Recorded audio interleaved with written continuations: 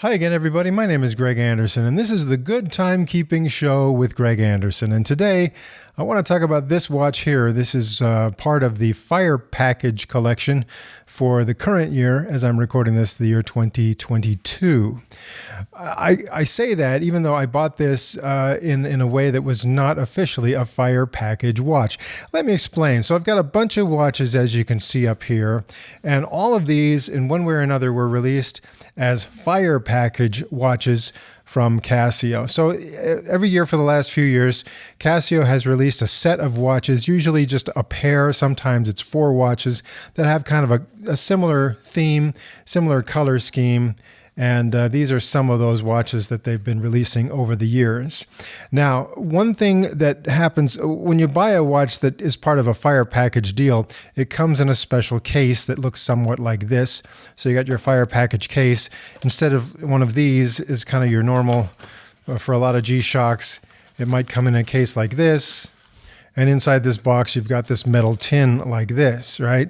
So sometimes what happens is these watches will be released first in Japan as part of the Fire Package, okay? And then later, they might be re-released in just a more normal G-Shock case like this. And even though it's exactly the same watch, it's no longer called a Fire Package watch. But I'm going to claim that these are all Fire Package watches, even though the only one I got one like this in an official Fire Package case, and I got this one in an official Fire Package case. The rest of these I bought, somehow they got filtered out of the Fire Package program. And even though it was the same watch, just weren't sold as Fire Package watches. Now this one here is one of the Fire Package watches from the year 2021. And I didn't buy it at first because I was waiting to see if it would be released as a non-Fire Package edition. With a little bit lower price. And that never happened. So I was kind of watching the eBay deals and things. And eventually the price went down just a little bit on this one, enough that I bought this, which is, as I'm recording this, almost a year and a half since this was first released as the 2021 Fire Package watch. But I finally got this one. Now, the other one that goes with this is, it's a lot like this one here. This is a GW-2320 watch. So the Fire Package version of this watch that goes with this one, it would have a similar color scheme. And it's a really pretty watch, but so far I haven't found a good deal on that one, and it's only available from Japan. So I'm looking on eBay for people that would send it from Japan, and that just hasn't happened yet. So anyway, that's for 2021. Now the 2022 Fire Package watch would be this one, and the analog equivalent, imagine this one in this color scheme, and that would be the Fire Package for the year 2022. And as I'm recording this, it's been almost 6 months since those were first available to buy. These two are from a couple of years ago, and I got the pair, but I bought them again in a non-Fire Package setup. And so just imagine now, replace that one with this color scheme, and imagine this one next to it in this color scheme, and you would have the current 2022 Fire Package for these Casio G-Shock watches. Now, when I first heard of the Fire Package idea, I thought this was some sort of a tribute to firefighters that Casio was running, but because they have done that maybe at least once, where they released a special watch with special colors in honor of a certain group of firefighters in a certain part of Japan. So when I thought Fire Package, I thought that was just more tributes to firefighters, but that's not really what they mean by that. The Fire Package is just a celebration of the adventurous spirit. So anyone who lives life to the fullest and has a very adventurous spirit, they would be the type that would enjoy commemorating their own lifestyle with a Fire Package watch. So that's what this is all about. So as you can see, the main feature here, this is rose gold, the color scheme there, and it's just on the on the bezel there. There's nothing else about it that's really significantly different from this standard guy right here. Just the colors, okay. And I wasn't sure at first that this color scheme was really a good match for me, but the more I looked at it, the more I thought, oh, I'll give it a try. Now, the best price I saw for this in the official Fire Package packaging was about $165. And again, it was only available in Japan. But then all of a sudden this started showing up in the European market. So I found it, again, it just came in this G-Shock tin right here instead of a fire package style case, right? So, and you know, it's not that important to me to get the official fire package case, okay? So that's a nice classic look, you know, some sort of shipping crate kind of thing, right? And once I get the watch, you know, I'm really not going to put it back in this case because it's a dark case. And all these watches are tough solar watches. And I've already said that I'm in favor of not storing solar powered watches in a dark case like this. So really it's neat. It's a novelty. But once I take the watch out, I'm really not going to put it back in there. So it doesn't matter to me that I saved some money and got it delivered in a tin like this instead of a fire package case. So anyway, this is officially the GW-2320SF-1B5 and that ER would you know, refer to a European release. And what I found this one from a retailer out of the UK. They wanted $125 for it.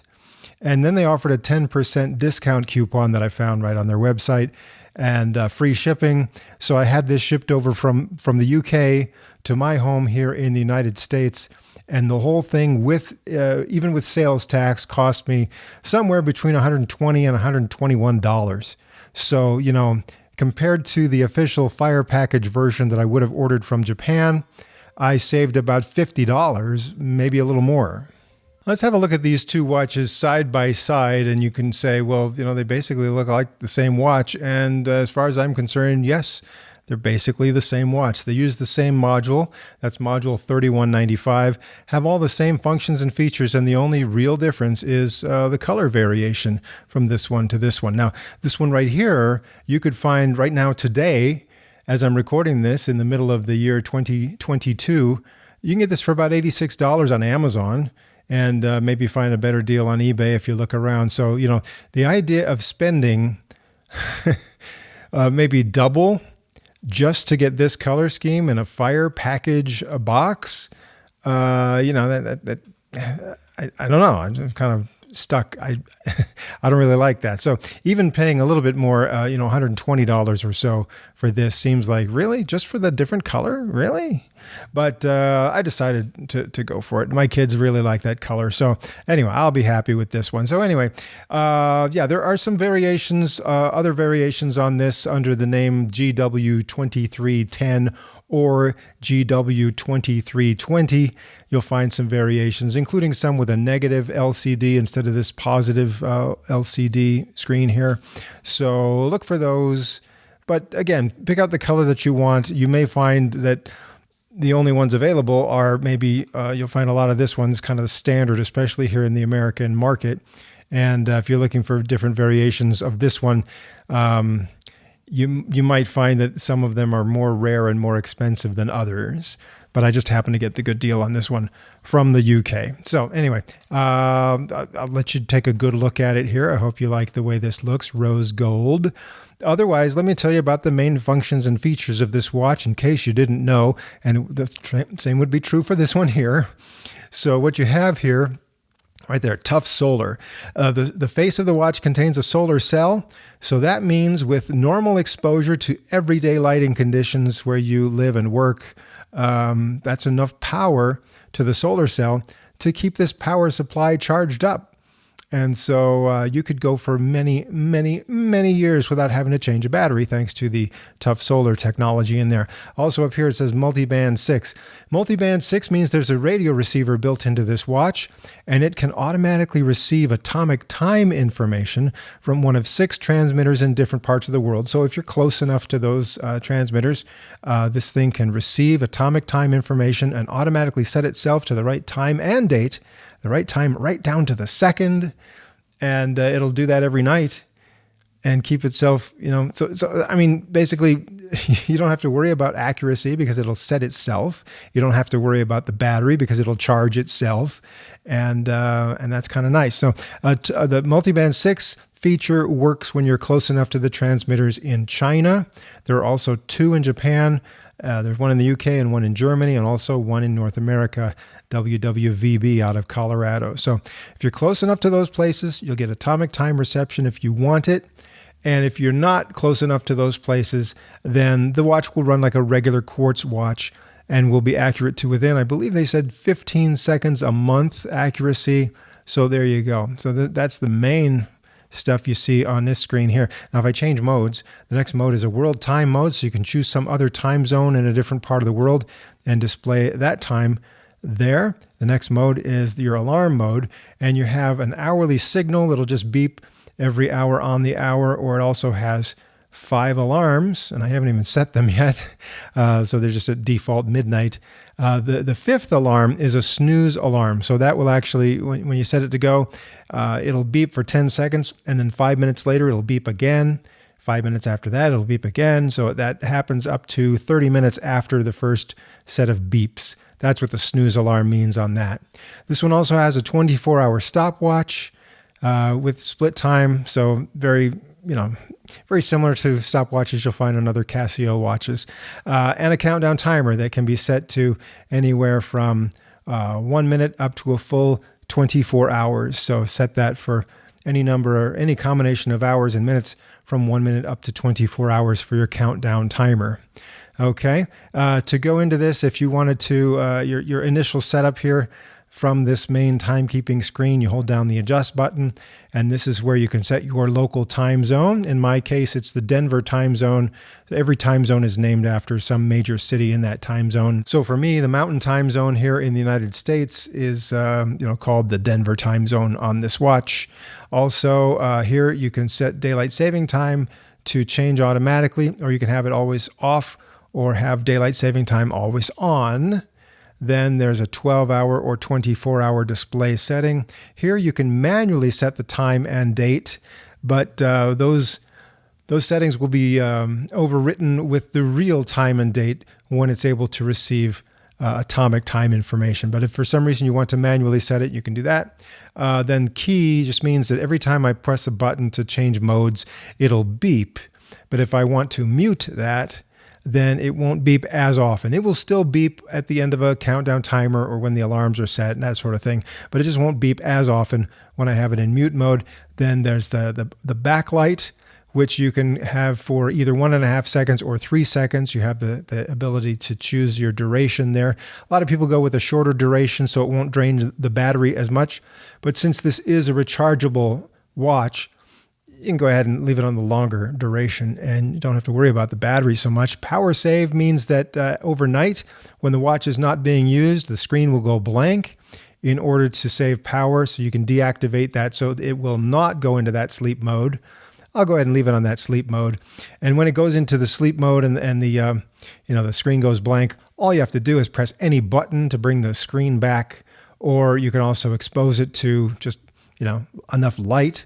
It'll come back. And the other thing is there is a motion sensor in this watch, so if you kind of give it a good shake, that will bring it out of the sleep mode as well. So that's everything, just a brief and quick overview of everything the watch does. Obviously, it's a G-Shock, so it's going to be, have great shock resistance, and it also is water resistant to 200 meters. You've got a nice resin band on there.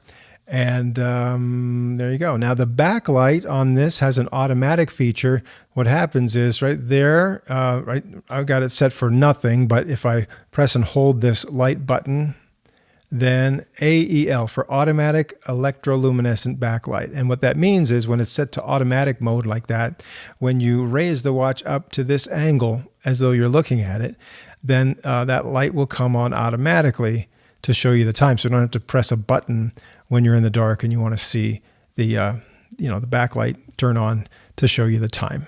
Even when you have that automatic electroluminescent backlight activated, if it's a well-lit area like right here, it won't come on because that solar cell acts as a light sensor.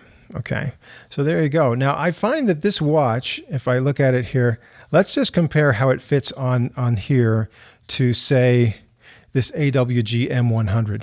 And look at how you've got a whole bunch of extra length on that strap there compared to this one here. So if you have a smaller wrist, it's not a huge difference, but there is some difference in the amount of watch band, excess watch band that's going to be hanging off of this. So not as much on this guy as there would be on this guy here. So that's something to keep in mind if you're worried about, maybe if you've got a really big wrist, you're a person of large stature, this watch might be a little small on you. And you might be using one of these last two holes in the band there to make this one fit you, whereas this one would have, some extra holes there, some extra room for your, large wrists there. So it's just something to keep in mind as far as the size. Just to be extra thorough, let's take a look at this one on my kitchen scale. 64 grams compared to this AWG M100. Comes in at 53, 52 grams. So, pretty close. I wouldn't say this watch is at all noticeably heavier, but, it's just it's a good balance. This gives you an idea of how this looks on my wrist, which is about 7.5 inches. So you can see, not a lot of extra room on that strap there, but I think it looks good. I think that's a good size for me. For comparison's sake, this is how the AWG M100 looks on that same wrist of mine. This is not a perfect demonstration of what that backlight looks like, but this is what it looks like right here. A little bit of that nice, even, kind of greenish blue electroluminescent backlight. And a lot of people really love this kind of a backlight. And that's about it, really. You can get it as a fire package watch and pay more, or you can find it from someone out of Europe, or that one from the UK that I got, and get a better deal on this watch. It is the GW-2320SF-1B5, and you'll find that it's a nice enough watch, and really just a really good solid performer as far as G-Shocks go. This one is just, it's kind of I think undervalued, underrated, because it's not quite as flashy as some of the other more popular G-Shocks, but this one really does well. So certainly consider this one. Especially, like I said, if you got a smaller wrist, it's a nice thick watch, nice beefy watch, nice tough watch, and really, really clean face, just everything you want. Come on. All right, that's all for now, and I hope you will join me soon, because, oh man, I've got still more watches to tell you about, and just all kinds of fun discussions on timekeeping here on the Good Timekeeping Show.